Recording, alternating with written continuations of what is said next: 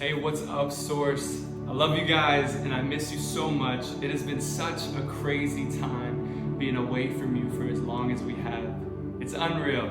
But just as Pastor TJ has been saying, and we've been saying in our different videos we've been doing for the past 2 weeks, we are not going to let this time stop God from bringing revival to the Source, bringing revival to the Northern Virginia area. We are not going to let this stop God from what He was trying to do in our lives before any of this happened. And so we are continuing on with our theme of revival. And so when we talk about revival, 2 things that cannot go without being mentioned are living intentionally and living passionately. So not only living intentionally for Jesus, but living passionately for Jesus. And a lot of times when we hear the word passion, we can have it compared to a fire or a flame, that we are on fire for God, that we're living passionately for God. And that is exactly the direction that I want to go with that thought.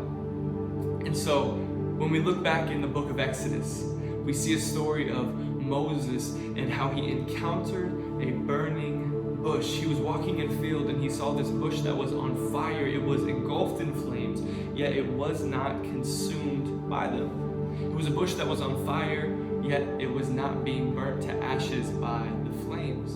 And so the story tells us that Moses was walking in the wilderness and he first saw this bush. And this was such a strange sight for him that he thought, I need to go over and see what this is about, see what exactly is happening. And so Moses walked over to this bush because first he noticed it. And secondly, when he got there, God spoke to him through this bush. Once Moses came over, God began to speak. And finally, Moses received his calling and his purpose through this burning bush. And this, believe it or not, is a great example of how you and I are meant to live passionately on fire for God. And it is something as insignificant as a bush. We need to live passionately so other people can be drawn near to God. We need to live passionately so others can be drawn near to God. We need to be on fire for God, just like this bush was on fire, passionate for God. It was on fire yet not consumed by the flames. We need to be on fire and passionate for God and what He is doing in our lives. We need to be people that are different than those that are around us. People who, even in times like now, have a joy that is unheard of, have a hope that is unheard of, something that sets us apart, because when Moses saw this bush, he approached it because it was something different. It was something that he hadn't seen before. And so we need to be on fire and passionate for God and look like something that people do not see every single day. And so then once people notice the way that God is burning passionately in our lives, they'll begin to come close. Just like Moses, they'll say, that's a strange sight. And they'll begin to come close and ask us about why we are living the way we are. And then God will begin to move through us, just like He did through that bush, and speak to the person that is coming close. He will reveal His heart to them, and He will speak through us and use us to speak to other people. And I want you to notice how insignificant the bush is in this story. That this is a great way for us to stay humble. That the only thing this bush did was attract attention. That we need to be living in a way that is set apart and for God and passionate to attract others to what God is doing in our life. And then God will come in and do all of the work. That it is not by our works, but by God's work that people are saved, that people can have true hope. And yes, we need to be walking out in faith and being passionate, but this is a great reminder for a way for us to stay humble. And so we need to make ourselves look like this bush, a strange sight and a hopeful sight to people around us, waiting for someone to come close so God can speak through us to them. And that is what living passionately should look like. And so along with this thought of passion is living intentionally. To live life intentionally and not simply let it pass us by. And so a verse that I want to read for you guys today is in the book of James. And it's James chapter 4, verse 13 to 14. And it says, "Now listen, you who say, today or tomorrow we will go to this or that city, spend a year there, carry on business, and make money. Why?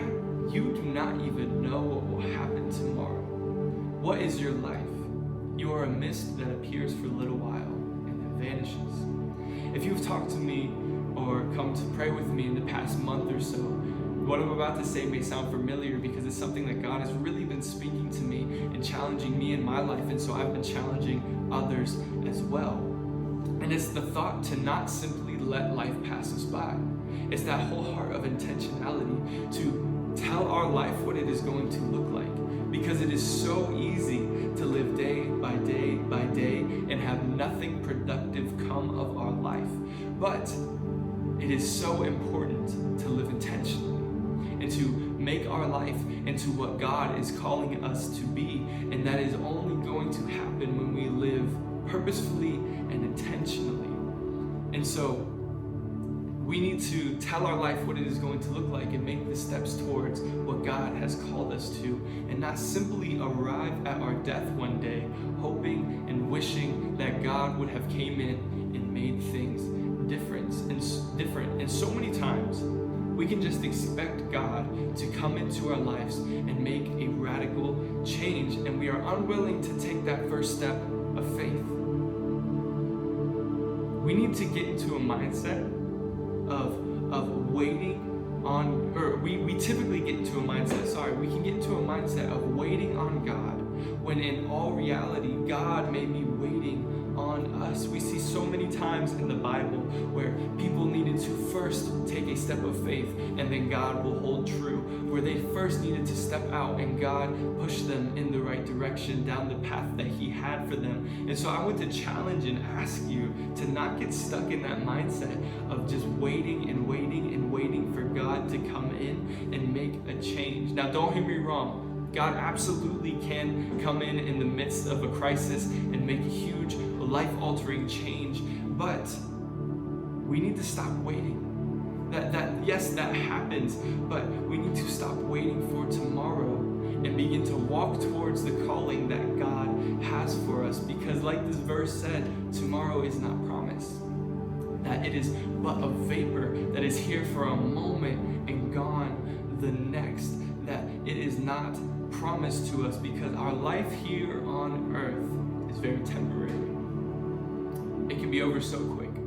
And yes, it's a morbid thought, but it is so true that we are not guaranteed another step, another breath, another day, another moment. And in the grand scheme of eternity, your life and my life is not a lot of time. So I want to ask you something. With our life, with your life, what are we doing with it? Are we living intentionally and making strides towards what God has called us to? Or are we simply letting life pass us by and taking tomorrow for granted?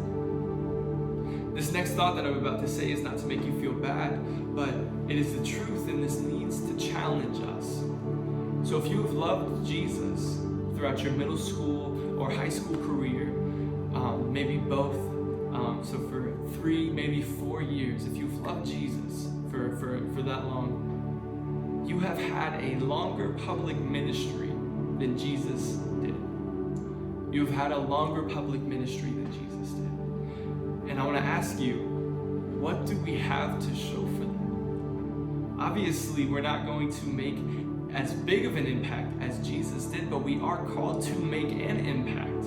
We are called to make disciples. We are called to spread the gospel of Jesus. And so what impact have we made with our public ministry? And we absolutely need to be giving the glory to God, but there is something on our end that is involved in going out and spreading the good news of Jesus. And I believe that this can be a great reality check for us, that we do not have to meet that bar that Jesus set for us, because it's very, very unattainable. But the Bible is very clear that we need to be making our lives look more and more and more like Jesus every single day.